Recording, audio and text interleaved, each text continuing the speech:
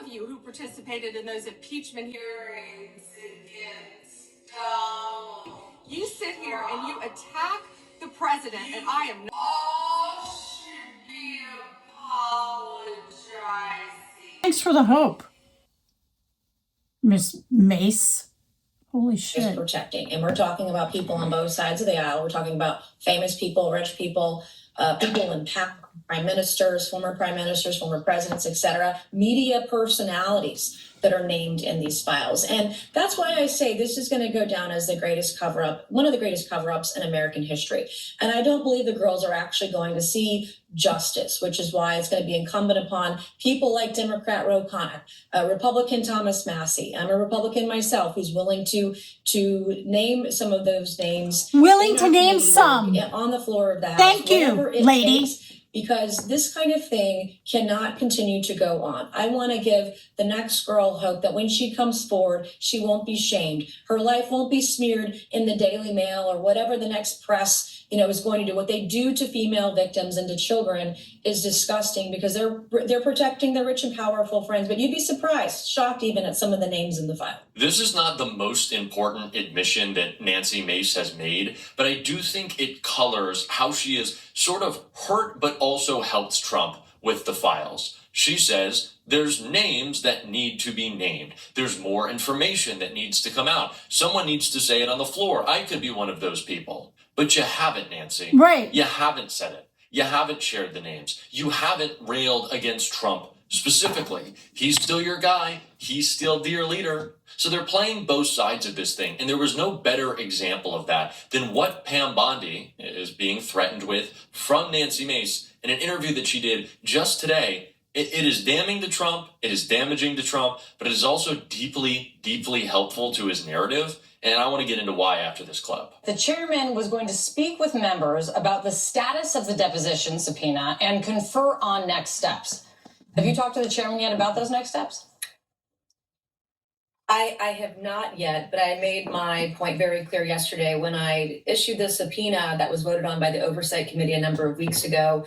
We did it by name and not by the title of the Attorney General. So she's still compelled and required by law to come before the Oversight Committee. And at this juncture, I'm not backing away from that or backing down from that. I do believe the handling of the Epstein files was done in a very poor manner. By her and her office. And there are still questions that she has answers to that are very serious and has information I believe that'll be important to the committee. So I'm moving forward. If I could still have the majority of support from the committee, it won't be just me. I have to have the support of my colleagues on both sides of the aisle to move forward if the chairman wants to try to quash it. Okay, just before Jack goes in there, because I know he's not going to say this, what is she talking about? I hate outs like that.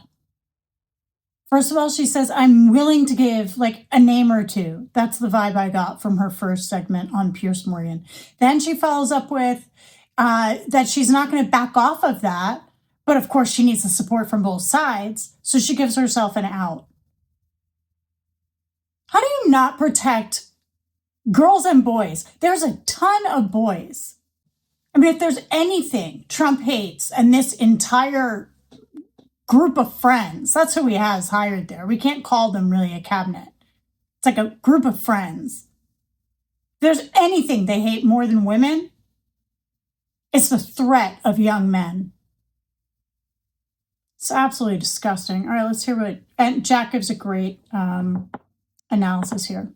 It's a damning admission Hey, about Jack. Bondi. That she has answers to our questions. She can tell us more. We need her to come before oversight. I'm going to make her come before oversight. Just because Donald Trump fired her doesn't mean that it's over. But that is what Donald Trump wants. That is damning. That is bad. Pam Bondi has more answers. Pam Bondi has covered up. Pam Bondi is a criminal. She should be in jail. She should be buried under the jail. So yes, that is a good and important admission from Nancy Mace. But Donald Trump, if we're thinking about the narrative he wants constructed, desperately needs the pile up on Pam Bondi to continue. Yeah. In the same, sure, that is a damning admission. And it is more firepower to continue to push back on the administration's attempts, Todd Blanche's attempts, which I want to talk more about further, especially on Epstein's death, so do stick around for that. But their attempts to go, shut the case, we're done, move on. They can't do that if Nancy Mace continues to say things like this. But let's remember why Donald Trump fired Pam Bondi. Because she's the one to blame. She wasn't getting it done. Pam, she just wasn't living up. She's done a great job, but, she wasn't living up. That's what they want. That's what they need. So the pileup is not MAGA infighting in this case. It is actually beneficial to Donald Trump's narrative that it was all Pam and now we can start to move on. But we can't move on for the very reasons Nancy Mace articulated. More names, more information. And it's not just Mace. The new interim attorney general has made one of the most devastating admissions possible about Jeffrey Epstein, also in an attempt to cover it up a little bit. Ari Melber laid out a great case of why what he said is so ridiculous after the clip plays, so do stick around for that. But this is what Todd Blanche had to say about Epstein's death. And are you guys completely confident that it was indeed suicide? Yes. We're confident. There's also new questions about an orange-colored figure going up the stairs towards Epstein's cell around 10:39 p.m. the night he died. Do you know who that person was? I don't think we know. Wouldn't that fall within the window when Epstein could have died? I think that falls within the window of when he could have died. Why has none of the guards been held legally accountable? Well, they were. 2 of them were prosecuted, and ultimately there was a non-prosecution agreement. It may not be the accountability that you want or that others want, but there was accountability. Okay. I'm going to resume to my thesis. You create a central villain, you concentrate attention, and everything else keeps moving around it. So if you're the person being positioned that way, you don't fight for the role. You leave the script. You pull a trajectory heist. Step out of that structure completely.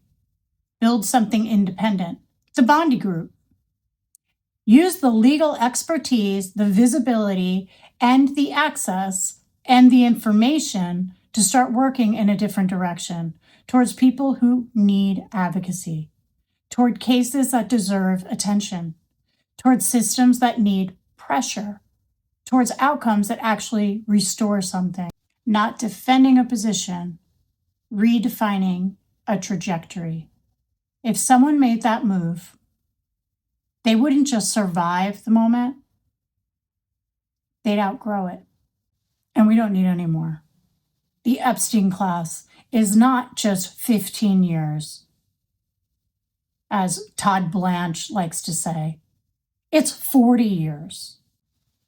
Oh, he mentioned JonBenet Ramsey files.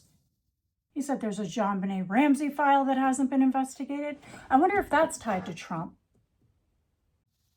How do you think he and Epstein fell into bed together? You think Trump was just a good guy, just hanging out? They found something in common? Little girls and boys? Pageants?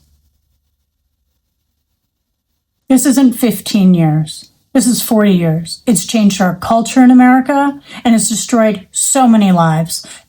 Almost every single one of us can feel the bleed out from this.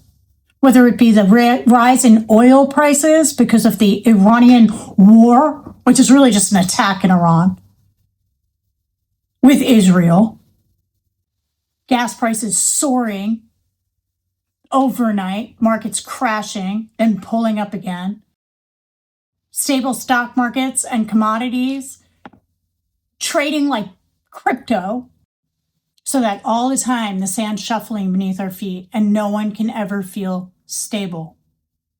But I do. Because if you see the patterns, there's just a big fat orange disgusting bully at the helm. And once you see that, the rest is pretty benign and pretty basic. Let's go, Bondi Group. Trajectory heist. Attorney General in Florida during Epstein? I mean, she has firsthand knowledge of all of this shit. If they'll trust her. All she needs is one. She needs one case to prove that she would be an advocate for those victims and that she could be trusted with their information and she could have a whole new life. I hope she does that. Have a great weekend. Happy Easter.